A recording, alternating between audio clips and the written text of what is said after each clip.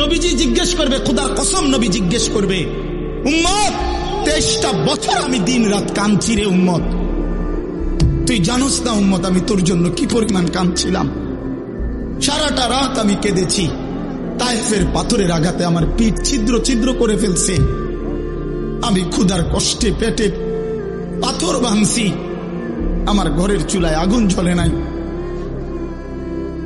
আমি দান দান শহীদ করে সারাটা দেহ রক্ত মাখা হয়ে বেহুশ হয়ে উহুদের প্রান্তরে পড়েছিলাম, এত কাঁদলাম, এত রক্ত ঝরাইলাম, 23 বছরের বিনিময়ে উম্মত আমি বুঝি তোর কলজাটা নরম করতে পারলাম না।